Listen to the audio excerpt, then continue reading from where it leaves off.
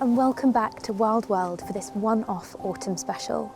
As we have once again been asked to stay at home and the nights are drawing in, I thought what better time than now than to remind us all of what is lying right on our very doorsteps waiting to be discovered. We are going to start today with a fungal foray with the wonderful Ali McKennan in an unusual place. A new local space for me these last few weeks has been here, cemeteries and graveyards, and it's been amazing. The fungi and the variety that I've found. I've had in mind one particular genus, the waxcaps. Now traditionally they'd be up in the hills in unimproved grasslands, but actually cemeteries offer a similar habitat. And man, have I seen some beauties. A real highlight has been multiple findings of the highly revered ballerina waxcap. Exploring these spaces local to me that I might not usually has also offered me some amazing, unusual fungi. I found a bolete that parasitizes an earth ball. I found the zombie fungus, which grabs hold of moth caterpillars and bursts out of its head after taking control of its mind and body. And an amazing fungus, the powder cap strangler, really quite rare, that again takes over another mushroom but replaces that one with its own cap and gills. Amazing stuff. And it's these experiences, the sheer variety, the unexpected, the shapes, the colours, the smells, it's all so engaging. This is what I love about fungi, and it's all so accessible. We do have these habitats near us, no matter where we are. And to think that every year I find new fungi I've never found before, and that I will continue to do that for the rest of my life. It's a hobby for life, and that just is such a joyous thought. So, if you get a chance, why not explore some local spaces that you might not normally look in, because there might just be a little fungal gift waiting for you. Next, we are heading up to Gloucester to join Billy and his badgers to see how they've been getting on since we last visited in spring. Through the first lockdown, I spent most of my time exploring this patch of Gloucestershire woodland, setting up camera traps to peek into the lives of my local wildlife. But none of the local flora and fauna grabbed my attention quite like this family of badgers. During the spring and summer, I used my camera traps to learn about their activity patterns and their social behaviours, and it enabled me to watch 5 badger cubs grow into bold, bouncing fluff balls. And most exciting of all, it enabled me to work out when to hide in a bush and observe them with my own eyes. Now, as lockdown eased and daily life began to return to normal, you might have thought that my newfound obsession with mustelids would have calmed down a little bit, but yeah, it didn't. Recently, a camera trap I mounted on the Little Avon, just a few miles down the road, recorded my first otter footage south of the Scottish border.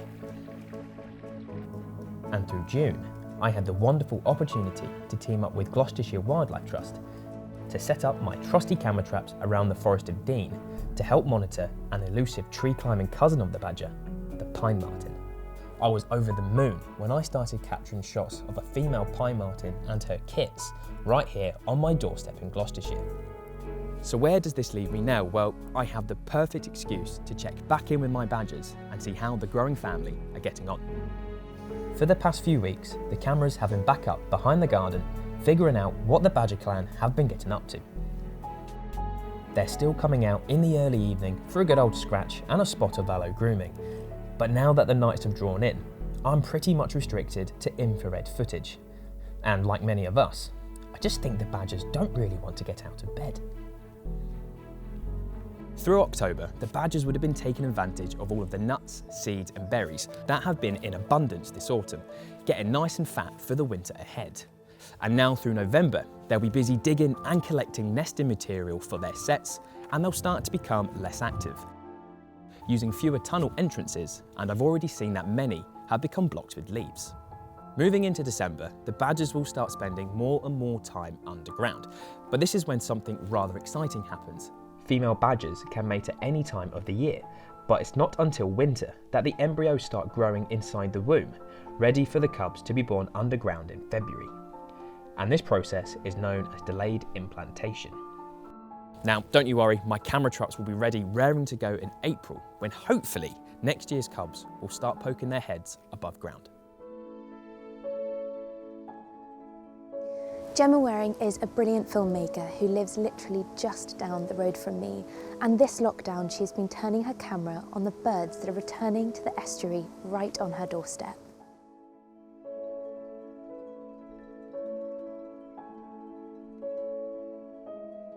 During 2020, I have found more than ever the need to immerse myself and connect with nature. I am extremely lucky to live right next to Restronget Creek, a tidal tributary of the Carrick Rose and River Fell estuary in Cornwall. At this time of the year, the numbers of birds on our estuaries are beginning to increase, with huge numbers of overwintering birds forced south in search of milder conditions. What I really love about this place is that the scenery is constantly changing, and twice a day the landscape is completely transformed with the ebb and flow of the tide. As the tide goes out, the mudflats are left exposed, along with the millions of tiny animals that live there, providing a freshly stocked larder for the huge variety of wading birds, including redshank, oystercatchers and even bar-tailed godwits. With their unmistakable call and long curved bill, Britain's largest wading bird, the curlew, has got to be one of my absolute favourites. Their specialised bill allows them to probe deep into the mud in search of worms and crustaceans, and with just a few hours each side of low tide to allow for feeding, these birds must ensure that they stock up before the flooding tide covers the creek and they are forced to retreat once again.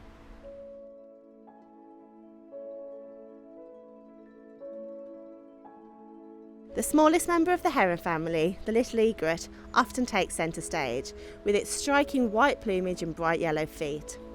Often seen feeding in shallow water by shaking one of its feet, disturbing the mud and flushing any prey out into the open where it can strike them.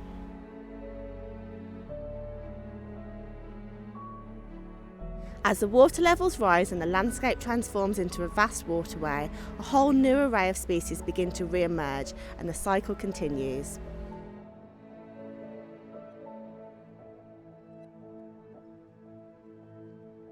It wouldn't be a wild world without the lovely Lucy and a birdsong lesson, so let's find out what we should be listening out for at this time of year. Now, earlier this year we were taking a look at some of the familiar birds in our garden and learning the songs and the voices behind them. You might think now in autumn going into winter it's a bit of an unusual time of year to start listening to birdsong again. Well, that's not always the case, because at the moment there's some brilliant birds to keep an eye and an ear out for. Many of those familiar voices have now headed south for the winter to places like Africa, but there's a whole new suite of birds that choose to come to the UK in winter. One of those that we're going to keep an eye out for is the redwing.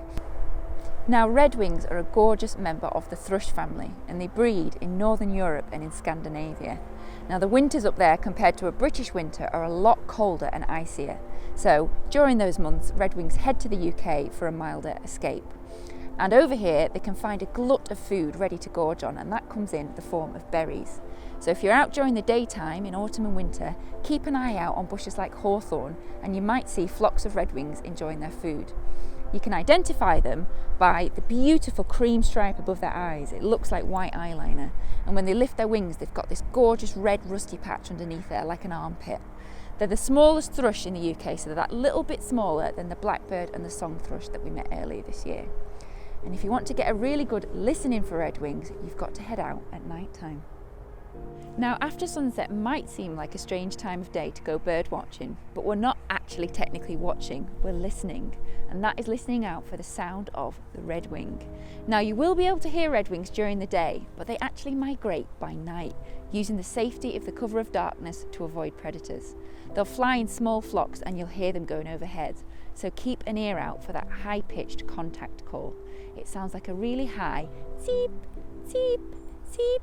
Oh, I could hear one right now, in fact. You can hear that sound any night during winter and autumn, so if you step outside the door and just put your ears to the skies, it's a beautiful reminder of the wild world going on around us.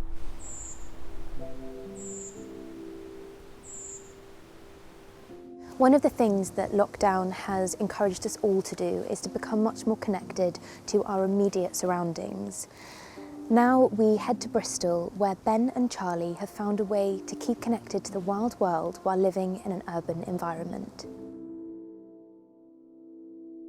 I've always loved water.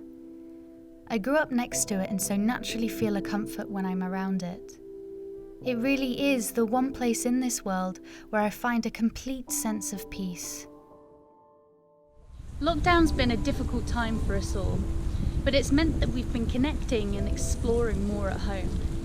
And despite living in a city, there are still some amazing places for me to discover on my doorstep.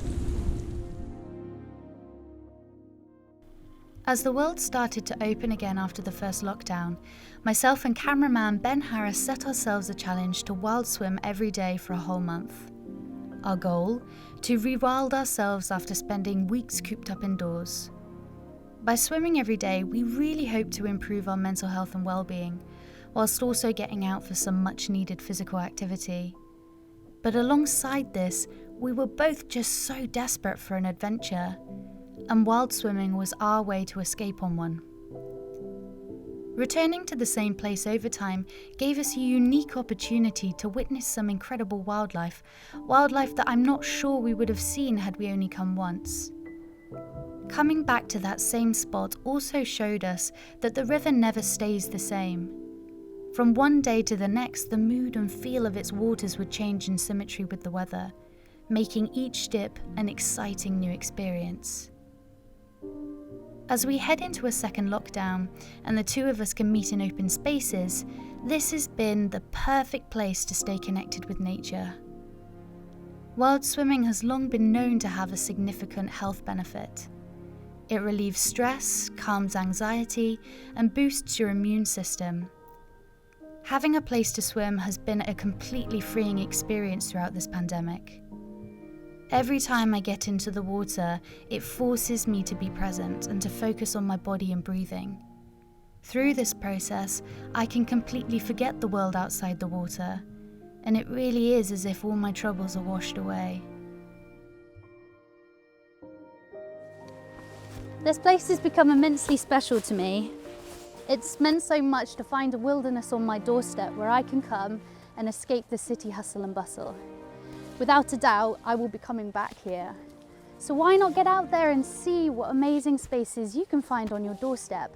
Whether you live in a city, in a town, or in the countryside, there are always secrets to uncover.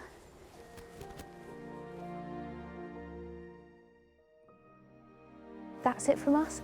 Thank you very much for joining us. We hope you've enjoyed getting lost in the wild things, and don't forget to stay safe, but stay connected.